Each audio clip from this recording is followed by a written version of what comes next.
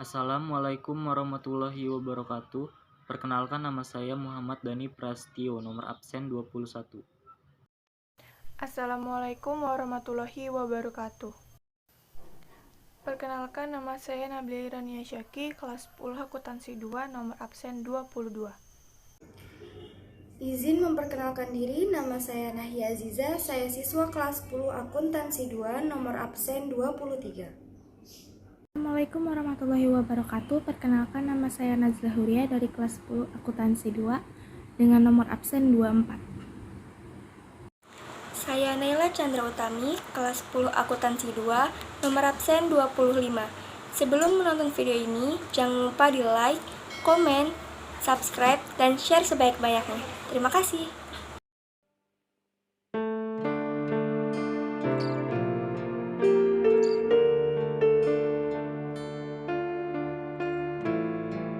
Konferensi Asia Afrika atau KAA adalah sebuah konferensi antara negara-negara Asia dan Afrika yang kebanyakan baru saja memperoleh kemerdekaan.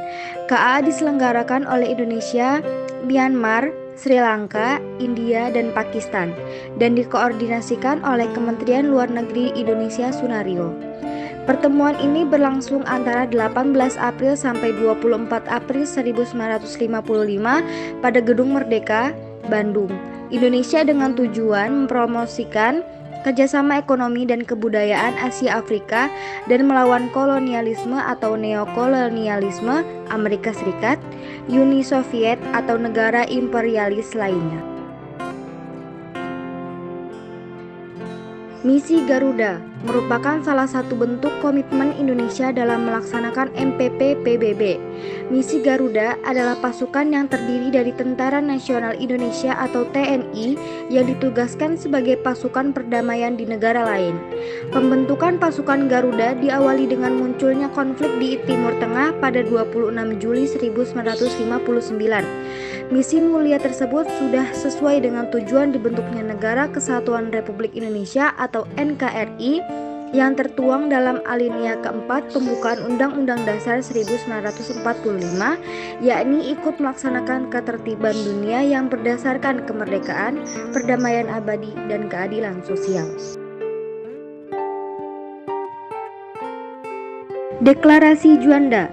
Deklarasi Juanda adalah deklarasi yang dicetuskan oleh Indonesia melalui Perdana Menteri Juanda pada 13 Desember 1957. Deklarasi ini secara umum menyatakan bahwa seluruh kawasan laut yang ada di sekitar, di antara, dan di dalam Kepulauan Republik Indonesia adalah termasuk kedaulatan Republik Indonesia. Deklarasi ini menyudahi kesulitan yang dialami Indonesia akibat kepemilikan laut yang hanya 3 mil dari garis pantai, sehingga memisahkan antar pulau di Indonesia dengan kawasan laut internasional. Insinyur Juanda berupaya membawa Indonesia untuk menganut prinsip-prinsip negara kepulauan yang saat itu tidak dipergunakan oleh negara manapun. Latar belakang Deklarasi Juanda: Territorial Zen and Maritime Kringan Ordonance atau TMZKO atau Organisasi Teritori Laut Hindia Belanda pada tahun 1939 menyatakan bahwa pulau-pulau di Nusantara memiliki batas-batas laut sejauh 3 mil dari garis pantai, sehingga di antara kepulauan tersebut terdapat laut internasional yang dapat dilalui oleh siapapun. Peraturan ini tentunya mengganggu kedaulatan Republik Indonesia karena di antara pulau-pulaunya dapat dilalui semua negara. Kapal asing dapat mengambil sumber daya alam, mengintai, dan bahkan memblokir kepentingan Indonesia untuk berpindah dari satu pulau ke pulau yang lainnya. Gerakan non-blok. Setelah Perang Dunia Kedua, muncul dua kubu dari dua negara adidaya, Amerika dengan haluan liberal kapitalis dan Rusia dengan aliran sosialis komunis. Banyak negara yang tidak ingin tergabung dalam dua aliran ini, akhirnya membuat gerakan non-blok atau Gen B. Pada tanggal 1-6 September 1961, diadakan konferensi tingkat tinggi atau KTT di Beograd, Yugoslavia.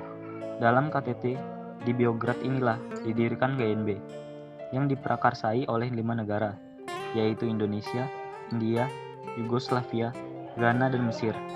Beberapa tujuan dari dibentuknya gerakan non-blok antara lain: memelihara perdamaian dan keamanan internasional, mengusahakan tercapainya pelucutan senjata secara umum dan menyeluruh di bawah pengawasan internasional efektif.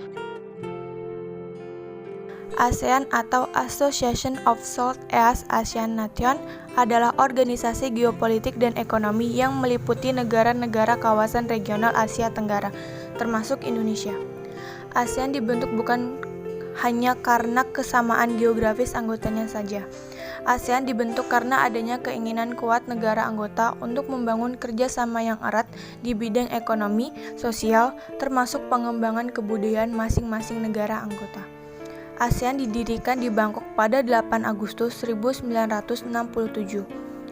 ASEAN berdiri dengan adanya deklarasi perbara yang diprakarsai dan ditandatangani oleh 5 negara, yaitu Indonesia, Malaysia, Filipina, Singapura, dan Thailand. Kala itu, Indonesia diwakili oleh Adam Malik. Selain sebagai salah satu pemrakarsa ASEAN, Indonesia juga memiliki peran besar sebagai anggota ASEAN, entah itu dalam bentuk program ataupun kerjasama antar sesama anggotanya. Peran Indonesia dalam ASEAN antara lain: 1. Sebagai tuan rumah konferensi tingkat tinggi ASEAN atau KTT pertama. 2. Turut menjaga perdamaian di kawasan Asia Tenggara.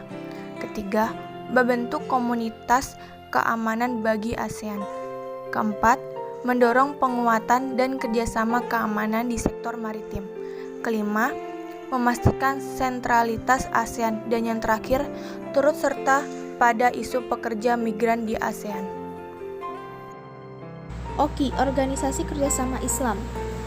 OKI dahulunya bernama Organisasi Konferensi Islam, yang adalah sebuah organisasi internasional dengan 57 negara anggota yang memiliki seorang perwakilan tetap di Perserikatan Bangsa-Bangsa. OKI didirikan di Rabat, Maroko pada 25 September 1969. Dalam pertemuan pertama para pemimpin dunia Islam yang diselenggarakan sebagai reaksi terhadap terjadinya peristiwa pembakaran, OKI mengubah namanya dari sebelumnya Organisasi Konferensi Islam pada 28 Juni 2011. Jakarta Informal Meeting atau JIM. Perang Kamboja dan Vietnam merupakan perang besar yang diperkirakan menelah 2 juta jiwa. Konflik ini memicu Indonesia untuk turun tangan melakukan shuttle diplomasi, yaitu Indonesia sebagai perantara akan menemui kedua belah pihak yang berselisih untuk mengusahakan perdamaian. Shuttle diplomasi ini membuahkan hasil di mana Vietnam dan Kamboja bersedia duduk berhadapan dalam suatu perundingan yang dinamakan Jakarta Informal Meeting atau JIM. JIM bertujuan untuk mengakhiri konflik bersenjata atau perang antara Vietnam dan Kamboja. Kesimpulannya, peran Indonesia dalam mewujudkan perdamaian dunia melalui keterlibatan dalam berbagai organisasi internasional adalah dengan terjalinnya persahabatan dan kerjasama antara Indonesia dengan negara-negara lain, baik di kawasan Asia Tenggara maupun di kawasan benua lainnya, yang merupakan salah satu cara Indonesia sebagai bentuk perwujudan penerapan sistem politik luar negeri bebas aktif dan penerapan tujuan nasional Negara Kesatuan Republik Indonesia. Sekian materi yang dapat kami sampaikan. Kurang dan lebihnya kami mohon maaf. Terima kasih. Wassalamualaikum warahmatullahi wabarakatuh.